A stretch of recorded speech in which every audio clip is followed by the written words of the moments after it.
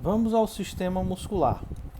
Os ossos e as articulações, no aspecto do aparelho locomotor, eles são considerados como as partes passivas do movimento, porque eles não têm capacidade de gerar o movimento espontaneamente. Eles funcionam como alavancas, como base de sustentação. Quem gera o movimento é a contração muscular, que é gerada pelos músculos estriados esqueléticos. No corpo humano, nós temos três tipos de fibras musculares. As fibras musculares lisas, de contração autônoma, as fibras musculares cardíacas, também de contração autônoma, e as fibras musculares esqueléticas, de contração, na grande maioria das vezes, consciente ou voluntária. Essas fibras musculares, elas têm estriações transversais que dão essa característica, essa nomenclatura também a esse tipo de fibra muscular. E esses músculos também são chamados de músculos esqueléticos exatamente porque estão ligados aos ossos, e a sua contração então gera o deslocamento dos ossos e das articulações, promovendo então os movimentos ou a motricidade ou a locomoção do corpo humano. Os músculos estriados esqueléticos, eles então possuem feixes de fibras musculares, sempre orientadas numa mesma direção. Esses feixes podem ser paralelos, onde você tem músculos com fibras paralelas, ou em diagonal, que são chamados músculos peniformes, porque suas fibras elas se dispõem como se fossem as fibras de uma pena. A região do músculo, onde se concentram as fibras musculares, é chamada de ventre ou corpo muscular, que é uma região muito vascularizada, exatamente porque, por isso, nas figuras elas são geralmente representadas nessa coloração vermelho viva. Exatamente também porque a contração muscular ela requer uma quantidade muito grande de energia e, consequentemente, um grande aporte sanguíneo. As extremidades dos músculos elas são fixadas através de cordões chamados de tendões e aponeuroses, formado por um tipo de tecido conjuntivo bastante resistente, consistente e flexível, de coloração branco-amarelada, às vezes até transparente. Os tendões e aponeuroses têm a mesma composição e a mesma função, apenas se diferenciam na forma. Nas regiões onde os músculos são mais alongados, eles são fixados por cordões cilíndricos, que são os tendões. E nas regiões do corpo onde esses músculos são mais alargados, a sua fixação é feita por membranas finas, chamadas de aponeuroses. A superfície do músculo ela é revestida por um tecido liso e transparente chamado de fáscia muscular, que tem uma função parecida com o periósteo nos ossos. Ela dá a compactação e a proteção do tecido muscular, das fibras musculares, serve para a condução também de nervos e vasos sanguíneos que penetram nos músculos, e também cria uma superfície lisa, fazendo com que músculos que se posicionam adjacentemente, possam deslizar entre eles sem que haja atrito. Durante a contração muscular, eles podem então se deslizar uns sobre os outros, sem que haja atrito. Existem três tipos de fáscias musculares: as fáscias chamadas de epimísio, o perimísio e o endomísio. Quando você tem um grande grupo de músculos de uma região que é envolvido por uma fáscia comum, essa fáscia é chamada de epimísio. Um exemplo é a fáscia cervical, que envolve todos os músculos do pescoço, e a fáscia lata, localizada na região da coxa, envolvendo todos os músculos também dessa região. O perimísio é a fáscia que envolve cada músculo em separado. E existem músculos que, por ter um ventre muito volumoso, ele apresenta secções, apresenta divisões, e essas divisões são chamados, ou seja, essas fáscias internas que dividem o corpo ou ventre do músculo em segmentos menores, são chamados de endomísio. Os músculos esqueléticos, eles se espalham por toda a extensão do esqueleto e estão ligados sempre aos ossos. E tem também toda a diversidade de forma e de apresentação que os ossos também apresentam, só que numa quantidade bem maior e também numa variação maior. Enquanto que a variação óssea ela é mais restrita, a variação muscular ela vai ser mais comum e em maior quantidade. Mas a sua diversidade de forma de apresentação, de tamanho e de aspecto vai acompanhar mais ou menos o mesmo aspecto dos ossos.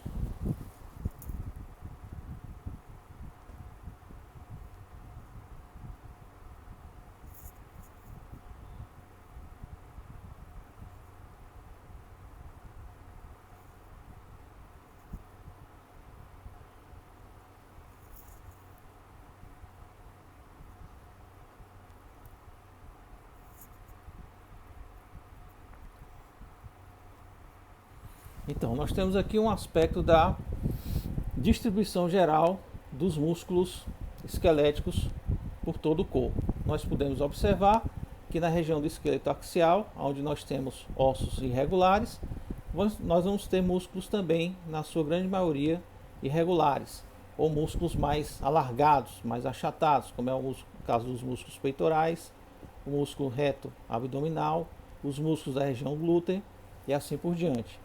Na face, nós encontramos os músculos da região do escalpo, que são músculos mais achatados, e os músculos faciais, que são chamados também de músculos da mímica facial, ou músculos das expressões faciais. Já no esqueleto apendicular, no esqueleto dos membros superiores e inferiores, nós encontramos músculos mais alongados, obedecendo à forma também característica dos ossos dessa região, que são ossos longos. Outro componente importante dos músculos esqueléticos é o que nós chamamos de origem e inserção. Sempre as duas extremidades de um músculo esquelético estão ligadas aos ossos, e se interpondo entre essas duas extremidades fica uma articulação. E essas extremidades, elas sempre são chamadas uma de origem e uma de inserção.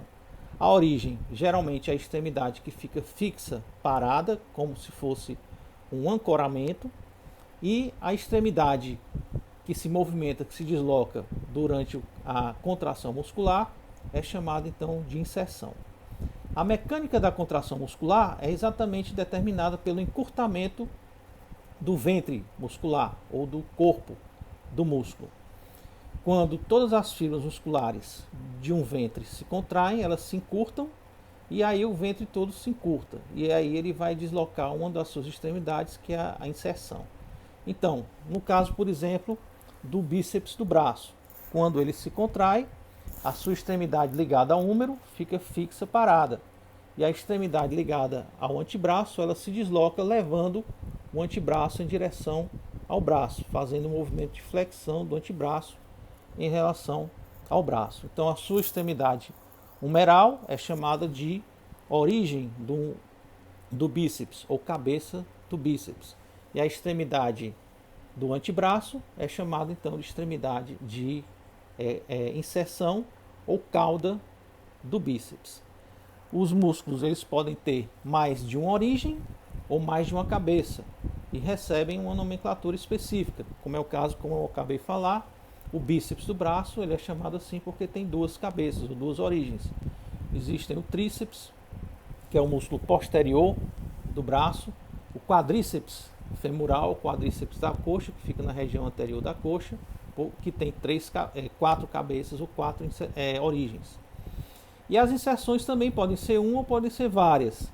Então o músculo pode ser unicaudado, quando tem apenas uma inserção, bicaudado, tricaudado, caudado ou policaudado, quando tem mais de 3 inserções ou 3 caudas. É o caso dos músculos flexores e extensores dos dedos da mão e do pé, que apresentam então vários tendões de inserção ou várias caudas, por isso são chamados assim de policaudados. Os músculos esqueléticos também podem ser classificados de acordo com o número de ventres. Existem músculos que apresentam mais de um ventre. Então você tem os digástricos, quando tem 2 ventres, trigástricos, quando 3 ventres, e poligástricos, quando mais de 3 ventres. É o caso do músculo reto abdominal, que apresenta cerca de 5 ventres, que são interpostos por lâminas faciais e que se dispõem paralelamente aqui na parede abdominal anterior. Eles são divididos em 5 ventros, por isso são chamados de músculos poligástricos. Os músculos esqueléticos também podem ser classificados de acordo com a sua ação, ou seja, com o movimento que eles produzem quando se contraem. Então você tem os flexores, extensores, pronadores, supinadores, adutores e abdutores. Por exemplo, o músculo peitoral maior e peitoral menor, eles são os músculos adutores do membro superior, ou seja, aproximam o membro superior da linha mediana. Já os músculos da região glútea são os músculos abdutores do membro inferior, ou seja, eles afastam o membro inferior da linha mediana do corpo.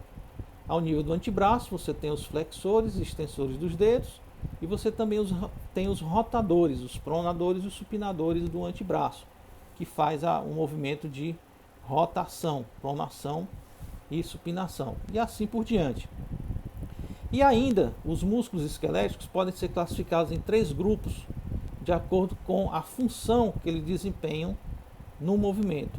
Você tem os agonistas, os antagonistas e os sinergistas. Quando um músculo principal se contrai para determinar um certo tipo de movimento, esse músculo principal é chamado de agonista. Mas sempre existe um músculo opositor a ele, que faz um movimento contrário, que também se contrai simultaneamente para regular a força e a amplitude da contração do músculo principal. Esse que se opõe é chamado de antagonista. Então, o antagonista do flexor é o extensor, e assim por diante. Sempre é o músculo que faz o movimento contrário ao principal. E os sinergistas são músculos que adaptam ou equilibram o corpo humano para que aquele movimento possa ser executado de maneira adequada. Então, sempre que você desloca qualquer segmento do corpo, existe uma mudança no centro de equilíbrio, tanto estático, se você estiver parado, ou dinâmico, se você estiver em movimento. E para que o seu corpo se adapte a esse deslocamento, outros músculos também se contraem para manter a postura estável do corpo. Por isso que esses músculos também são chamados de posturais. Então, sempre que você faz um movimento, existe um músculo principal, que é o agonista, existe o opositor dele, que é o antagonista, que regula a sua força e a sua amplitude, e o sinergista, o postural, que é o que adapta o corpo para a execução daquele movimento. Essas 3 funções elas são reguladas pelo sistema nervoso central e formam o que nós chamamos de coordenação motora, ou seja, para que você produza qualquer movimento de maneira adequada, essa coordenação tem que ser feita a nível do sistema nervoso central, e a coordenação motora então é que permite que você faça movimentos de maneira eficaz, de maneira adequada.